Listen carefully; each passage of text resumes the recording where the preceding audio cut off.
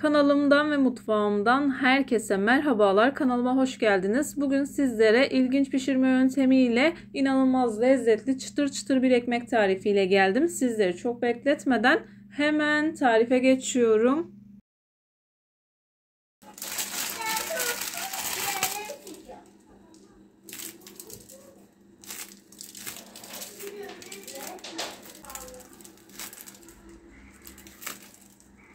Tarifim için ilk olarak yoğurma kabına bir paket instant mayayı aldıktan sonra üzerine 1 yemek kaşığı toz şeker, 2 bardak ılık süt, 1 bardak ılık su ekledikten sonra çırpıcı yardımı ile karıştırıyorum.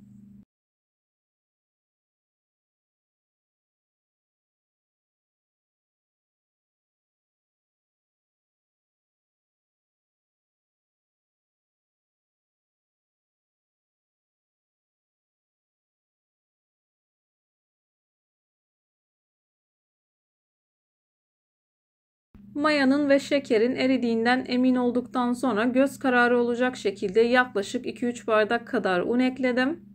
Unun üzerine 1,5 tatlı kaşığı kadar tuzu ekledikten sonra ilk bu şekilde kaşık yardımı ile karıştıracağım. Hamur yoğunlaştıktan sonra kaşığı çıkartıp elimle yoğurmaya devam edeceğim.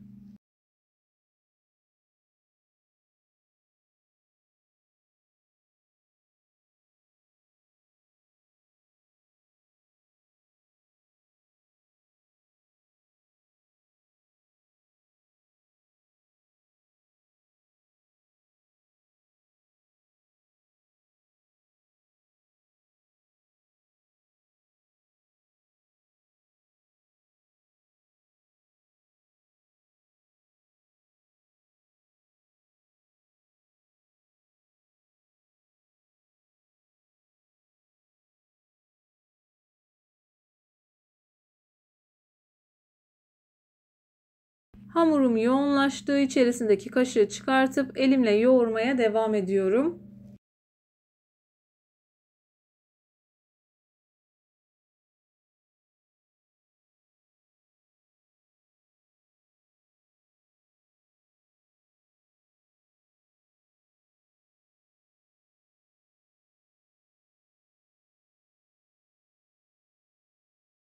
Hamuru bir süre yoğurduktan sonra içerisine yaklaşık 50 gram kadar margarin ekledim. Dilerseniz tereyağı da ekleyebilirsiniz. O an oda ısısında margarinim vardı. O yüzden ben margarin kullandım.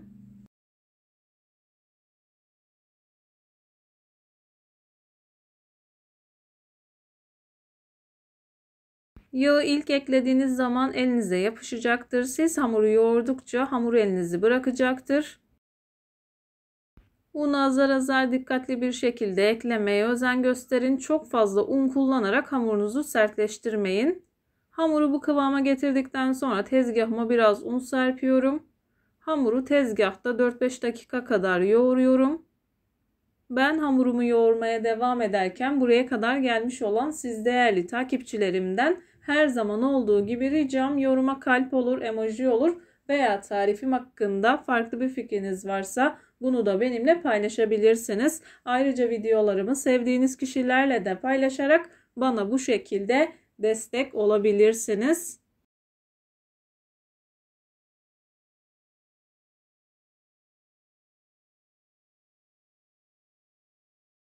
Hamurumuzun oldukça yumuşak, ele yapışan kıvamda bir hamur olması gerekiyor. Masada kullandığım unla birlikte ben toplamda 7 bardak kadar un kullandım. Unun markasına ve kalitesine göre değişkenlik gösterebilir. Lütfen kontrollü ekleyin.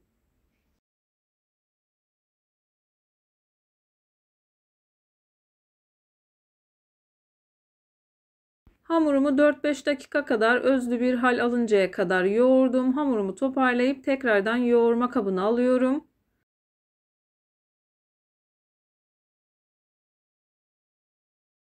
Hamuru yoğurma kabına aldıktan sonra yaklaşık 40 dakika kadar mayalandırdım. Mayalandırma süresi odanızın sıcaklığına göre değişkenlik gösterebilir. Hamur 2 katına çıktıktan sonra hamurunuzu kullanabilirsiniz.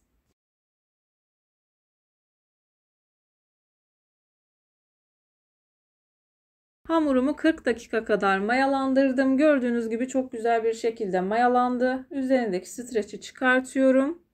Streçi çıkartırken bu şekilde hamur yapışabiliyor. Hemen o hamurları da elimle sıyırıyorum. Mayalı bir hamur olduğu için ilk etapta hamurun havasını alıyorum. Bu tarz tarifler yaparken dikkat etmeniz gereken en önemli noktalardan birisi de bu. Mayalı hamurların mayasını almazsanız yaptığınız hamur işi tariflerinden maya tadı ve maya kokusu alırsınız.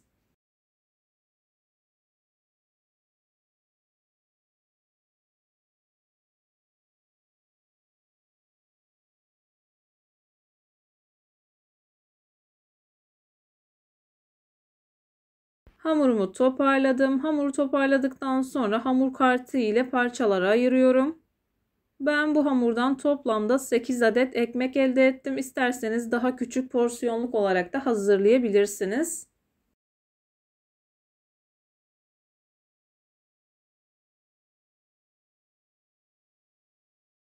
Videolarımda yapmış olduğum tariflerin elimden geldiği kadarıyla püf noktalarını vermeye çalışıyorum. Ama yine de aklınıza takılan herhangi bir şey olursa yorumlara yazarsanız gördüğüm zaman sizlere dönüş sağlarım. Yine aynı zamanda videonun altındaki açıklama kısmına malzeme listesini tam not olarak ekleyeceğim. Dilerseniz oradan da bakabilirsiniz.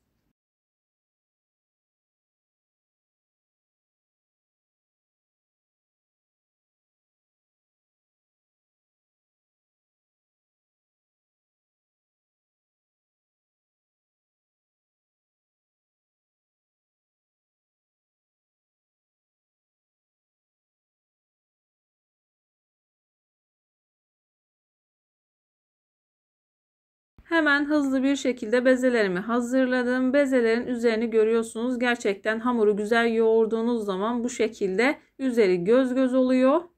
Kabarmaya başlıyor. Bu şekilde 10 dakika kadar dinlendirdim.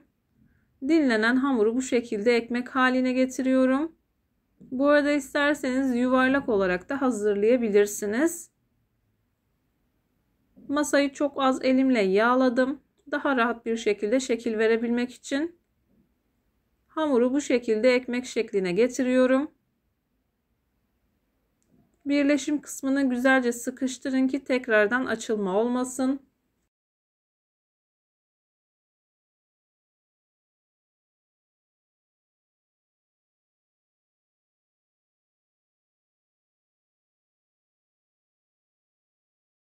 Ekmeklerin hepsini hazırladıktan sonra üzerini temiz bir mutfak havlusu ile kapatıp bu şekilde 20 dakika kadar dinlendirdim.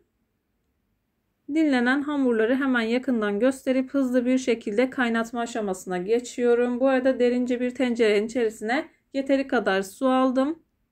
Suyun içerisine kabartma tozunu boşaltıyorum. Kabartma tozunu boşalttıktan sonra su biraz mavileşti.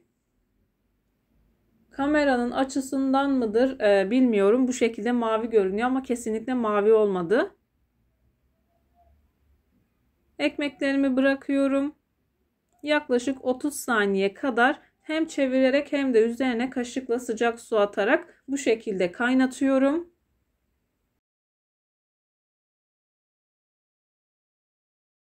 Ekmekler kaynarken ilk etapta bu şekilde şeklini bozuyor. Daha sonra şeklini toparlıyor. İlerleyen dakikalarda bunu yakından göreceksiniz.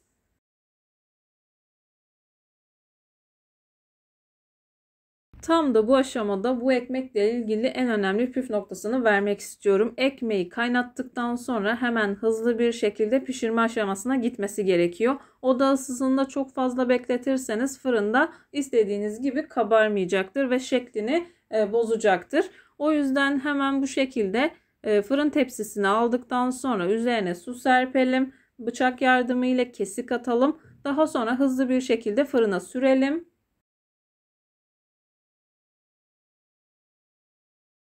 Ekmek suda kaynadığı için hemen hızlı bir şekilde sıcak fırına girmesi gerekiyor.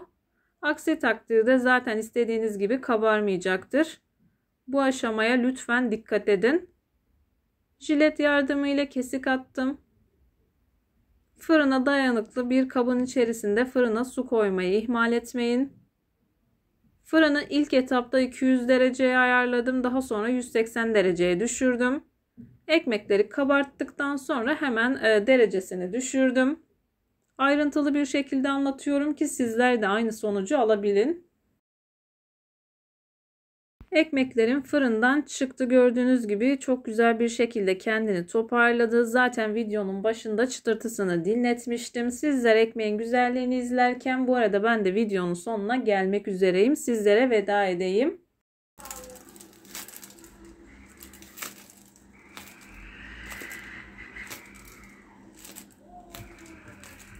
Bir videonun bir tarifin daha sonuna geldim. Umarım tarifimi beğenmişsinizdir. Tarifimi beğendiyseniz beğenmeyi, kanalıma hala abone değilseniz bu videodan sonra kanalıma abone olmayı, bildirim zilini açmayı lütfen unutmayın. Kendinize ve sevdiklerinize çok iyi bakın. Başka bir tarifte, başka bir lezzette görüşmek üzere.